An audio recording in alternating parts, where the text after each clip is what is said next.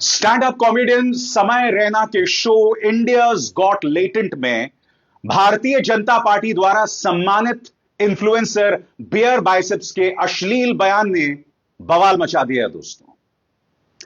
समय रैना का एक शो है जिसका नाम है इंडियाज गॉट लेटेंट और यहां पर कई लोग आते हैं और अपने प्रतिभा का मुजाहिरा करते हैं या प्रतिभा की कमी का मुजाहिरा करते हैं, प्रदर्शन करते हैं। इसमें रणवीर अलाहाबादिया, जिसे आप लोग बियर बाइसेप्स के नाम से भी जानते हैं, वो भी आए थे और यहां पर उन्होंने दिया है एक बहुत ही शर्मनाक बयान। कायदे से मैं अपने मुंह से या अपनी शब्दावली के जरिए उनके बयान को दोहराना नहीं चाहता, मगर मैं आपको इसलिए बता रहा हूं क्योंकि मैं नहीं जानता हूं कि इंडियाज गॉट लेटेंट मेरे इस शो पर कॉपीराइट स्ट्राइक मारेगी या नहीं मारेगी। तो मैं आपको बतला देता हूं उन्होंने क्या कहा। वो एक कॉन्टेस्टेंट से बात करते हैं इस क्लिप के अंदर और इस क्लिप के अंदर वो कहते हैं कि क्या आप अपने मां बाप को जिंदगी भर सेक्स करते हुए देखना चाहेंगे या फिर जब वो सेक्स कर रहे होंगे तो उनके साथ शामिल होकर उसे बंद करना चाहेंगे। दोस्तों, आपकी सोच जितनी भी उदारवादी हो, आप चाहे जितने भी लिबरल हो, इस कचरे की अनुमति नहीं दी जा सकती। इस कचरे को, इस अश्लीलता को आप स्वीकार नहीं कर सकते हैं। मैं चाहूंगा आप इस क्लिप को देखें क्योंकि इस क्लिप को लेकर राजनीतिक प्रतिक्रिया भी आ गई है और इसलिए भी आई है क्योंकि यह व्यक्ति जो है वो भाजपा के नेताओं का इंटरव्यूज करता है और इतने सॉफ्ट इंटरव्यूज करता है जिसका मकसद सिर्फ बीजेपी का प्रचार प्रसार और उसके अलावा कुछ नहीं। सबसे पहले मैं चाहूंगा आप सुने हुआ क्या, और पहले ही मैं आपसे माफी मांग रहा हूं क्योंकि मैं नहीं चाहता हूं कि इस तरह की बात कहीं पर भी दोहराई जाए। सुनिए रणवीर अलाहाबादिया उर्फ बियर बाइसेप्स ने दरअसल कहा क्या। Watch your parents have sex every day for the rest of your life. क्या हो गया रणवीर भाई को? और अपने पकड़ लीजिए तुरंत। और would you join in once and stop it forever? Join in what the भाई साहब, ये सारे अपने पॉडकास्ट के रिजेक्टेड क्वेश्चंस हैं।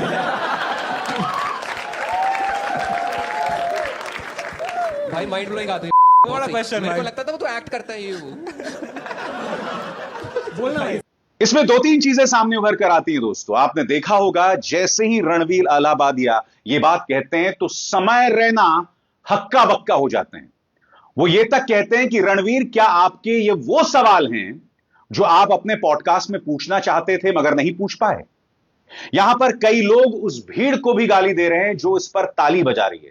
सबसे बड़ी बात, अगर आपने ध्यान से सुना होगा तो भीड़ रणवीर अलाहाबादिया की टिप्पणी पर ताली नहीं बजाती, उल्टा भीड़ जो है, जो पहले से हंस रही होती है, उसके होश फाख्ता हो जाते हैं। वो लोग ताली बजाते हैं समय रैना के बयान पर। मगर सबसे शर्मनाक बात, रणवीर अलाहाबादिया अपने ही बयान पर ताली बजा रहा होता है। उस नजारे को देखिए जब वो अपने ही बयान पर ताली बजा रहा होता है। सबसे पहली बात दोस्तों, इसको लेकर बवाल मच गया है दोस्तों सोशल मीडिया में। क्या प्रतिक्रिया आ रही है उसकी मैं चर्चा करूंगा, मगर सबसे पहले मैं आपके सामने कुछ चीजें रखना चाहता हूं। यह व्यक्ति तंत्र मंत्र पर कई शो करता है और इन शोज पर अंधविश्वास को बढ़ावा देने का भी इल्जाम लगातार लगता रहा है और अपने शोज में लगातार कहता है कि मैं भैरों का भक्त हूं, मैं भगवान शिव का भक्त हूं। मैं समझना चाहता हूं यह कैसा शिव भक्त है जो अपने मां बाप को सेक्स करते हुए देखते हुए उसमें शामिल होना चाहता है। ये किस तरह की निचली सोच है।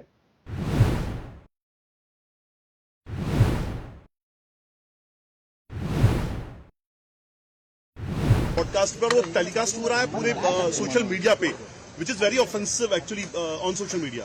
देखिए, मुझे भी इसकी जानकारी मिली है। मैंने अभी तक उसको फर्स्ट हैंड देखा नहीं है, लेकिन बहुत भद्दे तरीके से कुछ चीजों को कहा गया है, प्रेजेंट किया गया है, ऐसा मुझे भी पता चला है, जो बिल्कुल गलत है। फ्रीडम ऑफ स्पीच सभी को है, लेकिन हमारी फ्रीडम वहाँ समाप्त हो जाती है जब हम किसी और के फ्रीडम पर इंक्रोच करते हैं और इस प्रकार का इंक्रोचमेंट ठीक नहीं है। मुझे ऐसा लगता है कि अभिव्यक्ति, इसकी भी कोई मर्यादाएं है। हमारे समाज में हमने अश्लीलता के भी कुछ नियम तैयार किए हैं। अगर उनको कोई पार करता है तो ये बहुत गलत बात है। अगर ऐसी कोई बात होती है तो उसके ऊपर कार्रवाई होगी। सबसे बड़ी बात, कुछ दिनों पहले एक विवाद हुआ था दोस्तों। इस व्यक्ति ने राजीव चंद्रशेखर का इंटरव्यू किया, पीयूष गोयल का इंटरव्यू किया, स्मृति ईरानी का इंटरव्यू किया, देश के विदेश मंत्री एस जयशंकर का इंटरव्यू किया, और इन तमाम इंटरव्यूज का सिर्फ एक मकसद था, भारतीय जनता पार्टी नेताओं की लल्लो चप्पो करना। निहायत ही सॉफ्ट इंटरव्यूज। स्मृति ईरानी का यह व्यक्ति इस तरह से इंटरव्यू कर रहा था मानो थोड़ी ही देर में उनके चरणों में लौटने वाला है। पीयूष गोयल को लेकर ढेरों विवाद हैं, खजांची रहे हैं। कॉन्फ्लिक्ट ऑफ इंटरेस्ट को लेकर रोहिणी सिंह की रिपोर्ट पढ़िए दोस्तों, ढेरों विवाद है, एक सवाल नहीं पूछा। एस जयशंकर, आजाद भारत के सबसे विवादास्पद, सबसे नाकारा विदेश मंत्री, एक सवाल नहीं पूछा। स्मृति ईरानी, सिली सोल्स को लेकर एक सवाल नहीं पूछा। स्मृति ईरानी आए दिन राहुल गांधी के बारे में जो झूठ बोलती हैं, एक सवाल इस व्यक्ति ने नहीं पूछा। Soft interviews. उस वक्त यह भी आरोप लगाया गया था कि यह भारतीय जनता पार्टी द्वारा प्रायोजित इंटरव्यू हैं। अब कितना पैसा लगा है नहीं लगा मैं नहीं जानता हूं, क्योंकि यह महज आरोप है, इस पर मैं टिप्पणी नहीं करना चाहता हूं। इंटरव्यूज में दूध का दूध और पानी का पानी हो जाता है। इंटरव्यू को देखकर आप अंदाजा लगा सकते हैं कि इस इंटरव्यू का क्या मकसद था, उस व्यक्ति को बढ़ा चढ़ा के पेश करना या फिर उसे कटघरे में रख के उससे कठिन सवाल पूछना। सबसे बड़ी बात, इसे भाजपा के ट्रोल्स की मौजूदगी में, भाजपा के प्रचार तंत्र के मौजूदगी में सम्मानित किया गया था।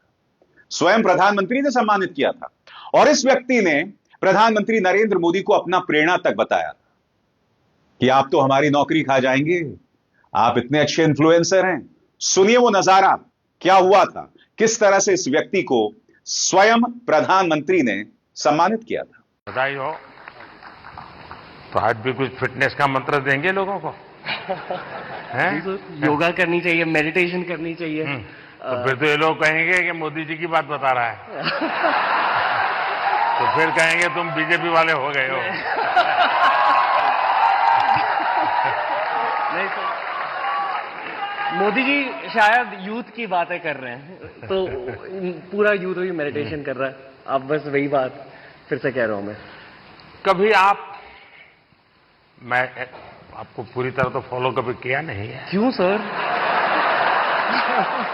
आप ये कह सकते हैं कि इसमें प्रधानमंत्री का क्या दोष, बिल्कुल सही, क्योंकि भाजपा उन्हीं लोगों को सम्मानित करती है जो उनकी चाटुकारिता करते हैं।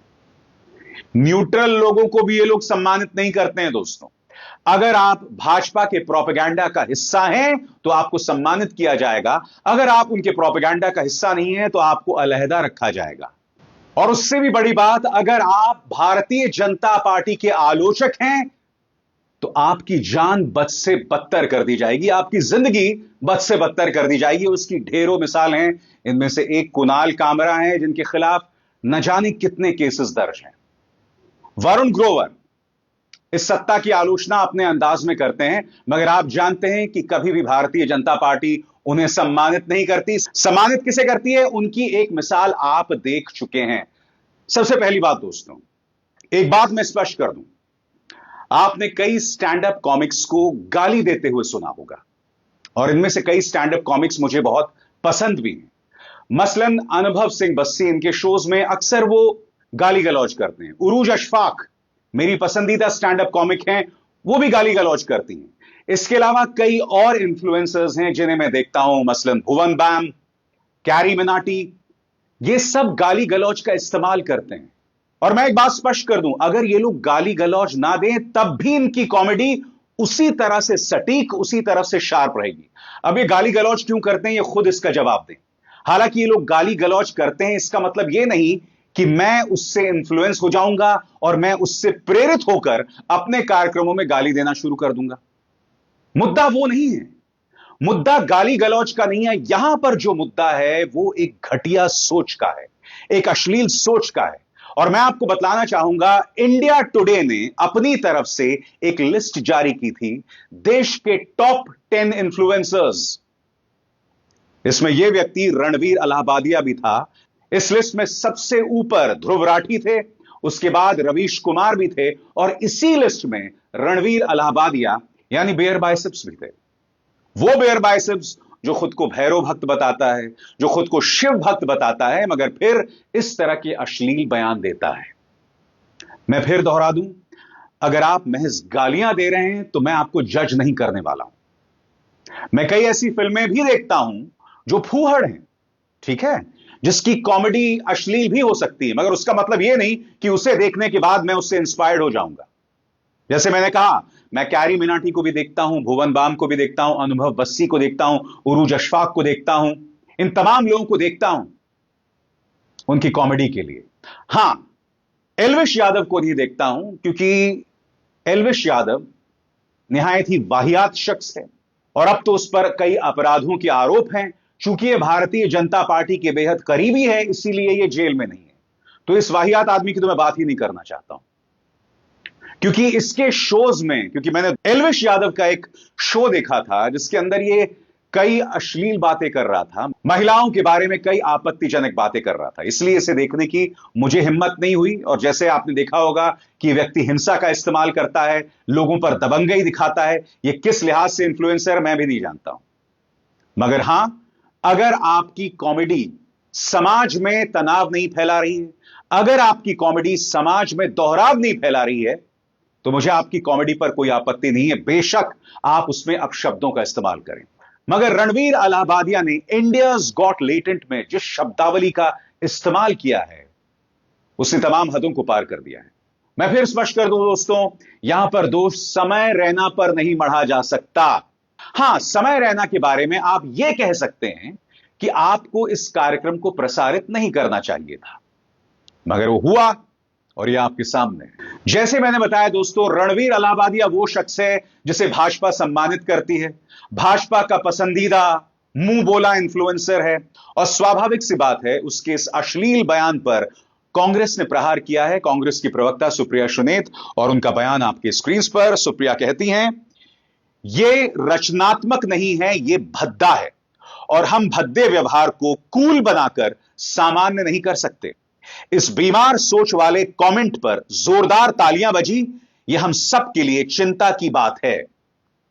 अंग्रेजी में बयान सुप्रिया सुनेत ने दिया था, मैंने आपके सामने उसका हिंदी अनुवाद पेश किया। सही कहा सुप्रिया ने, इसे कूल कतई नहीं माना जा सकता। दोस्तों, आपने कई ऐसे इन्फ्लुएंसर्स को देखा होगा जो अपने मां बाप का सहारा लेते हैं कॉमेडी करने को लेकर। आपने कुशा कपिला को देखा होगा, वो अक्सर अपनी मम्मी का जिक्र करती हैं। इसके अलावा कई और इन्फ्लुएंसर्स हैं। अनुभव सिंह बस्सी ने भी अपने एक स्टैंड अप एक्ट में, जिसका नाम किसी को बताना मत, उसमें अपने मां बाप दोनों का जिक्र किया है। मगर अगर आप अपने मां बाप का इस्तेमाल अपनी कॉमेडी के लिए कर रहे हैं जिसमें आप उनका अपमान नहीं कर रहे हैं, तब ठीक है। मगर यह जो इस व्यक्ति ने कहा, यह बहुत ही प्रॉब्लमैटिक है। और सबसे बड़ी बात, यह आध्यात्म का सहारा लेता है। यह व्यक्ति अपने आप को शिव भक्त, भैरव भक्त, इन तमाम चीजों का जिक्र करता है। इसके अधिकतर पॉडकास्ट में एक किस्म का प्रोपेगेंडा है जिससे भारतीय जनता पार्टी को मदद मिलती है। यह भारतीय जनता पार्टी के कई नफरती चिंटुओं को सामने बिठाकर उनका इंटरव्यू भी करता है। यह सब चलता है इसके पॉडकास्ट के सहारे। यानी इन्फ्लुएंसर होने के बजाय सत्ता का प्रोपेगेंडिस्ट बनना। आज मैं आपसे एक सवाल पूछना चाहता हूं दोस्तों, हमारे देश में आपने कितनी बार पॉलिटिकल कॉमेडी देखी है? 2014 से पहले आपने कई स्टैंड अप कॉमेडियंस को देखा होगा जो सत्ता के ऊपर पॉलिटिकल सैटायर करते थे। आपको याद है एआईबी के ऐसे कई प्रेजेंटेशंस थे, ऐसे कई शोज थे जिसमें उन्होंने पूर्व प्रधानमंत्री मनमोहन सिंह, राहुल गांधी, सोनिया गांधी का खुलकर मजाक उड़ाया था। और उड़ाना भी चाहिए, क्योंकि जो पावर में है उसका मजाक बनाना चाहिए। बॉक्सिंग में एक टर्म होता है दोस्तों, punching up your weight. A comedian should always punch up his weight above his weight. बहुत गिने चुने कॉमेडियंस हैं जो मजाक बनाते हैं सत्ताधारियों का, और जो आज भी कॉमेडी कर रहे हैं, मगर उनका कॉमेडी करना हर गुजरते दिन के साथ मुश्किल होता जा रहा है। मसलन कुणाल कामरा, मसलन संजय राजौरा, वीरदास। आपको याद है, वीरदास अक्सर अपनी कॉमेडी में भारतीय जनता पार्टी की आलोचना करते थे, मगर फिर उनके बयान को तोड़ मरोड़ कर पेश करके उन्हें देशद्रोही बताया गया, उन्हें टारगेट किया गया। और यही नहीं, कई बार तो उनकी जान पर बनाई। कई बार लोग उनके घर में पहुंचकर उनको धमकाने लगे थे। यही कुछ हुआ कुणाल कामरा के साथ। तो कहने का अर्थ साफ है, अगर आप पॉलिटिकल सैटायर करेंगे मौजूदा युग में तो आपके लिए बहुत मुश्किलात पैदा होंगी। और एक नसीहत समय रैना के लिए। समय, मैं इंडियाज गॉट लेटेंट देखता हूं जब भी मैं किसी तनाव में होता हूं, और मैं हंसता भी हूं सच बताऊं तो। मगर आपको मेरी एक नसीहत है। मैंने कहीं पर पढ़ा था कि आप रिकी जर्वेस, ब्रिटेन के stand up comic Ricky Gervais को अपना आदर्श मानते हैं। रिकी जर्वेस एक राइट विंग कॉमेडियन है, दक्षिणपंथी कॉमेडियन है। मगर समय, इसका मतलब यह नहीं होता कि आप भारतीय जनता पार्टी का पिछलग्गू बन जाएं, उनका प्रोपेगेंडिस्ट बन जाएं। राइट विंग कॉमेडियन का मतलब यह नहीं होता है। रिकी जर्वेस को अगर आप सुनते हैं ना दोस्तों, तो वो स्थापित मूल्यों को चुनौती देते हैं, धार्मिक आडंबर को भी चुनौती देते हैं, उसका भी मजाक बनाते हैं। मगर हमारे देश में धर्म का मजाक तो उड़ाया ही नहीं जा सकता, और सच कहूं तो उड़ाया भी नहीं जाना चाहिए, क्योंकि धर्म एक सेंसिटिव मुद्दा है। मगर मैं कुछ और कहना चाहता हूं। चलिए, धर्म का आप मजाक ना उड़ाएं, मगर जो लोग सत्ता में बैठे हुए हैं उनका मजाक तो बनाइए। लोग मजाक बनाते हैं तो किसका बनाते हैं? अब भी राहुल गांधी का मजाक बनाया जाता है, अब भी केजरीवाल का मजाक बनाया जाता है। यह हो रहा है। सबसे बड़ी बात, मुझे इस बात को लेकर आपत्ति नहीं है अगर स्टैंड अप कॉमेडियंस अपने शोज में गालियों का इस्तेमाल करें। मुझे आपत्ति तब है जब आप महिलाओं पर अश्लील बातें कहें और उसे कॉमेडी का नाम दें। मुझे आपत्ति इस बात पर नहीं है कि रणवीर अलाहाबादिया का सम्मान भारतीय जनता पार्टी कर रही है। मुझे आपत्ति इस बात पर है कि इस बलात्कारी को बार बार भाजपा पैरोल पर रिहा करता है। बृजभूषण शरण सिंह के खिलाफ चार्जशीट दर्ज होने के बावजूद अब तक उसे गिरफ्तार नहीं किया गया है।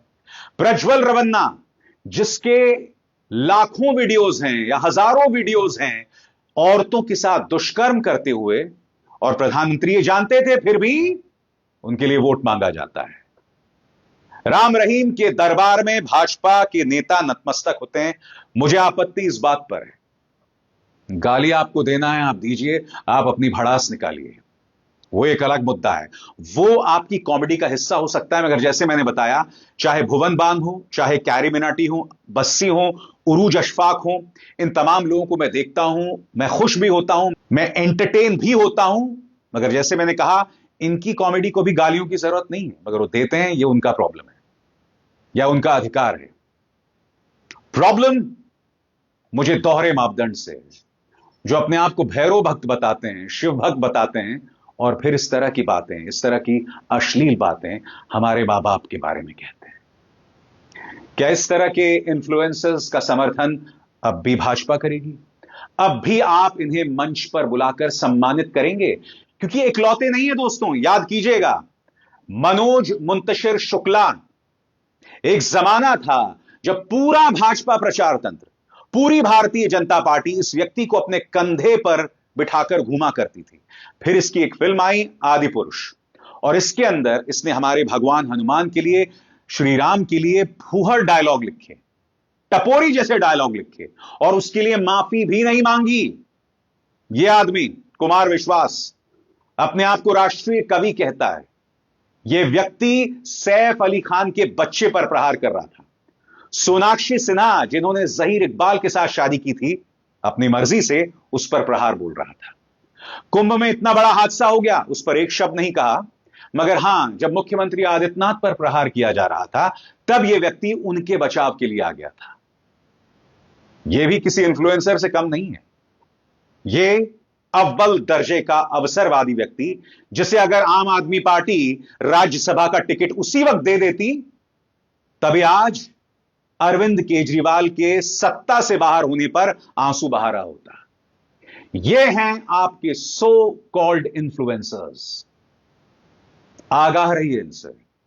जी हां, और जैसे मैंने बताया दोस्तों, इतनी बड़ी त्रासदी, भारत जैसे देश में पॉलिटिकल सैटायर नहीं हो सकता, और जो पॉलिटिकल सैटायर करना चाहते हैं उन्हें निशाने पर लिया जाता है। अभिसार शर्मा को दीजिए इजाजत। नमस्कार।